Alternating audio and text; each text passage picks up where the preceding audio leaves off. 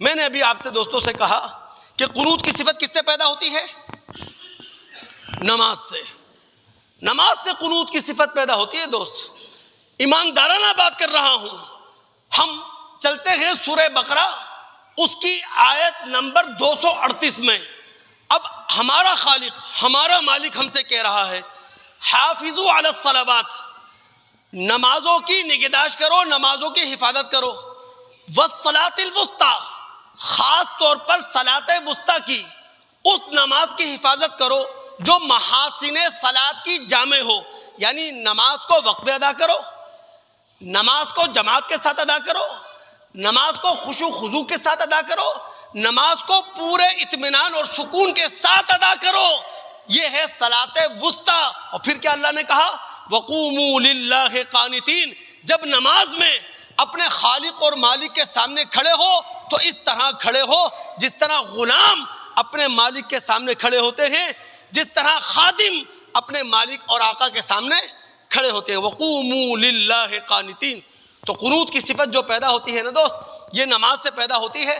آخر جو حدیثوں کے اندر یہ آتا ہے فرشتے آتے ہیں، ڈیوٹی دیتے ہیں، فرشتے آتے ہیں، حاضری لیتے ہیں، وہ یہی تو بتا رہے ہیں. وہ جو ہمارے رسول نے ناراضگی کا اظہار کرتے ہوئے کہا وہ لوگ جو جماعت کی نماز پڑھنے کے لیے حاضر نہیں ہوتے، میرا دل چاہتا ہے کہ میں ان کے گھروں کو جلا دوں. یہ سب جو اللہ کے رسول نے اپنی ناراضگی کا اظہار کیا ہے وہ اس لیے قنوت کی صفت جو پیدا ہوگی مسلم معاشرے میں، مسلمانوں کے اندر، وہ نماز سے. اب اگر کوئی دوست ایک سوال اٹھائے اور اس کا سوال جائز ہوگا کہ بھی مسجدیں تو ماشاءاللہ بھری بھی ہیں، نمازی تو ہیں، لیکن قنوت کی صفت ہمیں نظر نہیں آ رہی. صرف پاکستانی معاشرے کی اگر بات کریں نا، قنوت کی صفت نظر نہیں آ رہی کہ نمازیوں نے اپنے آپ کو اللہ تعالیٰ کے احکامات کے سامنے بچھا دیا ہو. نمازیوں نے اللہ کی دی ہوئی صلاحیت، اللہ کی دی ہوئی قابلیت، اللہ کی دی ہوئی طاقت، اللہ کی دی ہوئی توانائی اور انرجی کو خدمت خلق میں لٹا دیا ہو. ایسا تو ہمیں نظر نہیں آ رہا.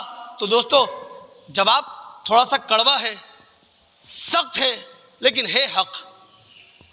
مسئلہ یہ ہے اب ساری بحث اور سارے سوال وہ طریقے صلاۃ کے بارے میں ہیں، اور فتاویٰ کہ نماز کس کی ہوئی کس کی نہیں ہوئی وہ طریقے صلاۃ پر ہے.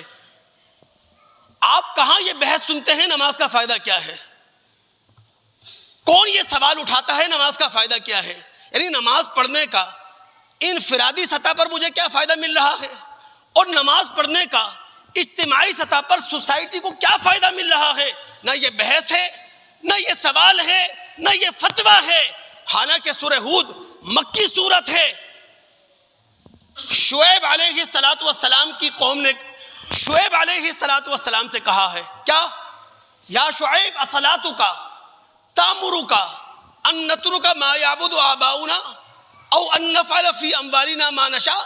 اے شعیب کیا تمہاری نماز ہمیں اس بات کا پابند کرتی ہے عقیدہ بھی ہم نماز سے لیں گے اور اپنی معیشت کو بھی ہم نماز سے لیں گے؟ تو نماز تو آپ کے عقیدے کو بھی درست کرتی ہے، نماز آپ کی معیشت کو بھی درست کرتی ہے، نماز آپ کے بزنس کو بھی درست کرتی ہے. مسئلہ یہ ہے نماز کو نماز سمجھ کر نہیں پڑھا جا رہا، نماز کو نماز کی روح کے ساتھ نہیں پڑھا جا رہا، ورنہ نماز تو معاشرہ بدلنے والی ہے دوست. اور آج کے